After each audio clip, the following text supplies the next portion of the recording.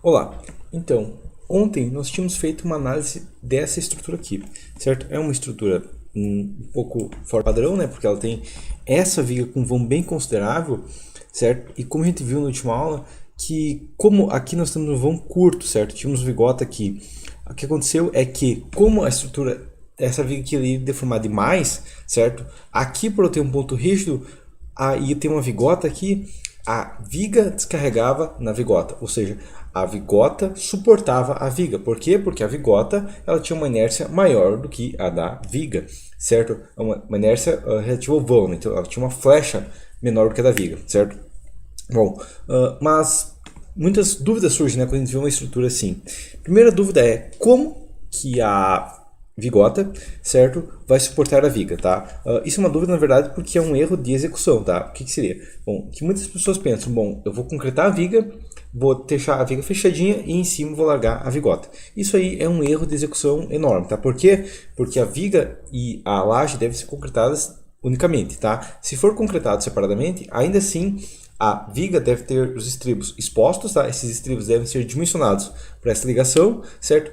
E a laje deve ser colocada do lado da viga, certo? Não em cima da viga em si, né? Porque isso vai enfraquecer a viga, certo? Então, o ideal o correto é a viga aqui, certo? Você vai ter uma tábua de 2,5 aqui, larga a laje aqui do lado. As coisas estavam aqui, larga a laje aqui do lado e deixa a viga com a altura até o topo da laje. Tanto que é assim que o SAIP já desenha, né? Você pode ver aqui claramente, né, que a viga ela não está embaixo da laje, ela está do lado da laje, tá? Tá, mas isso é a primeira dúvida. Beleza, então, executado corretamente tem que ser executado. Agora, uma pergunta. Como que antigamente eles conseguiam dimensionar uma interação tão complexa? Bom, antigamente não era feito dimensionamento assim, tá? O dimensionamento que eu estou mostrando é o dimensionamento como? Bom, é considerando que eu lanço a estrutura inteira, tá? Porque isso que a gente faz com softwares, tá? Com softwares a gente lança a estrutura inteira, certo? E baseado no lançamento total da estrutura, nós dimensionamos toda a estrutura e vemos os problemas, tá? Isso é o que a gente faz hoje em dia, tá? Não é o que engenheiros faziam antigamente. Antigamente o modelo era diferente.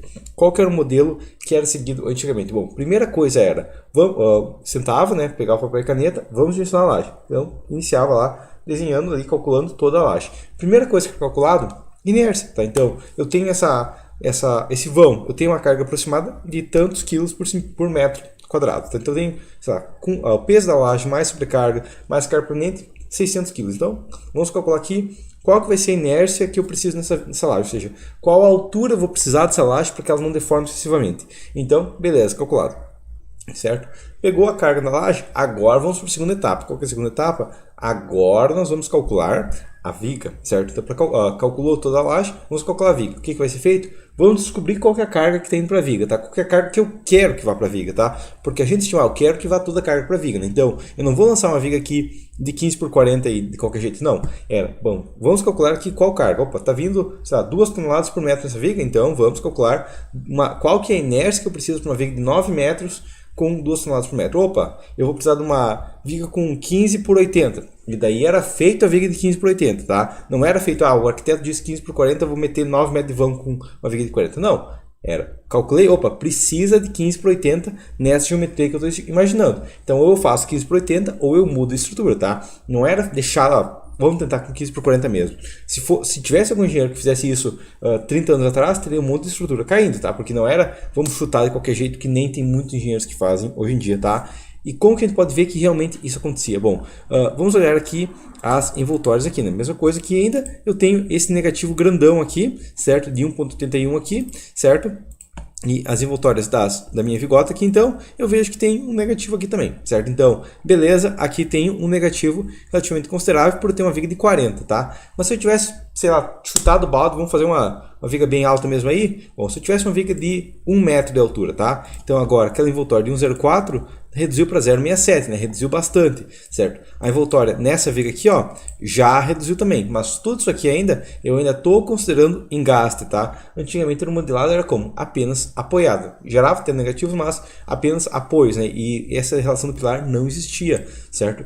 Então, antigamente era feito como? Era feito um modelo assim, onde as vigotas muitas vezes nem estavam alinhadas, alinhadas, que não existia engaste na viga, certo? E aí como que ficavam os envoltórios? Bom, os envoltórios ficavam assim, certo? Os envoltórios ficavam realmente de uma peça biapoiada, tá? Então, antigamente... e a viga alta, né? Não é uma viga de 40 aqui, né? Porque se fosse de 40, com certeza iria falhar, tá? Então, esse é o diagrama que era feito antigamente. Era esse dimensionamento que era feito antigamente, ok? Que não chutava a seção, tá? Vamos até olhar como que seria feito esse dimensionamento por tabelas do Excel. Bom, eu vim aqui e dimensionei aquela viga de concreto armado, certo? Bom, eu tenho uma viga de 15 por 40, vão de 9 metros, apoio de 15, apoio de 25, FCK 25, beleza?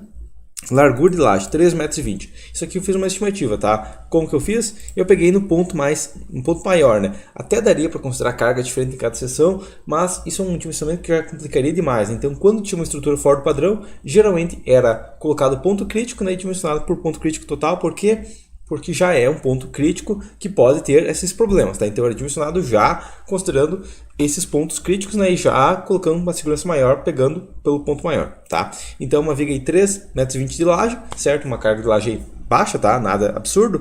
E o que é que vai acontecer? Bom, vai acontecer que não resiste muito no setor, a flecha está fora do limite, a cortante ainda está dentro do limite porque eu tenho FCK considerável, né? Mas antigamente que se tinha FCK 15, daria mais problemas ainda, tá? A questão é, muitos problemas nessa viga, tá? Então o que era feito antigamente? Bom, primeira coisa que se fazia era descobrir ia aumentando a seção até a flecha dizer sim, passa, tá?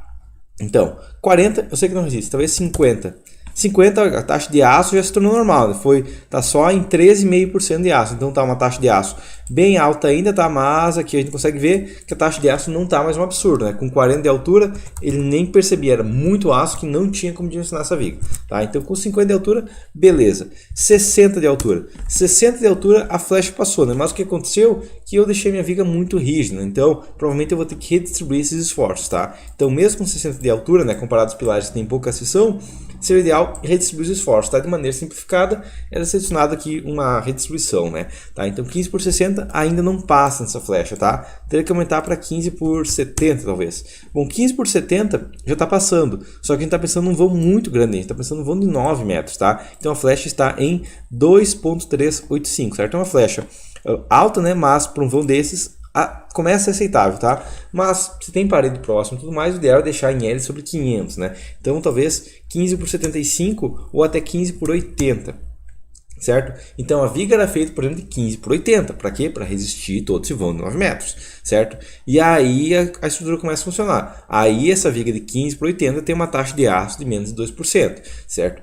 Aí eu resisto no setor, aí a flecha fica dentro do limite, aí a cortante fica dentro do limite e a taxa de aço aceitável, beleza? 3/16, uma viga dessas, perfeitamente normal, tá? Então isso que era feito antigamente, tá? Não é isso que a gente faz hoje, mas esse era o dimensionamento antigo. A gente considerava que toda a carga vinha para a viga e fazia essa viga ser capaz de transportar toda essa carga, né? Não é chutar lá, transporta aí com 40 de altura. Não, ela não vai transportar com 40 de altura, ela tem que transportar a carga para os pilares, porque ela tem capacidade de transportar a carga para os pilares, ou seja, ela não vai deformar, certo? Tanto que a gente vê isso aqui nessa viga agora, tá? Então essa viga aqui agora, eu tenho um momento positivo aqui constante, né? A cortante aqui não está perfeitamente, né? Porque ela aumenta aqui, mas a gente já vê um gráfico bem mais linear. A envoltória nessa viga aqui está com uma viga biapoiada, a envoltória das vigotas está como peças aí biapoiadas, certo? Então as vigotas estão realmente biapoiadas. Aqui em cima não está tanto, né? Aqui em cima ainda tem um pequeno negativo, mas ele é menor, certo? O envoltório nas vigas aqui, eu vejo também, ela não está mais com aquela subida que dava, naquele formato de S, né? Aqui eu tenho um formato mais dentro do padrão, certo? Enquanto que aqui eu tenho um formato aí de um S no força cortante, né? Então a gente vê aí que conforme a viga vai se tornando realmente uma viga e não só uma nervura de redistribuição, né? Porque em 9 metros, 40 de altura é só uma nervura de redistribuição, tá? Aí ela começa a funcionar com uma viga, aí acontece os esforços, tá? Então, quando era feito dimensionamento manual, não se chutava as seções, tá? Inclusive, um dos principais motivos que dá tanto problema no dimensionamento de estruturas é engenheiro chutando seção, tá? Não se chuta a seção. Ah, mas o software me pede uma seção. Beleza. Então, você tem que ter uma experiência, um conhecimento, ou você vai ter que fazer um cálculo manual e pensar, eu estou nesse prédio aqui, por que eu vou lançar um pilar de 15 por 40? Por que eu não vou lançar um 20 por 40?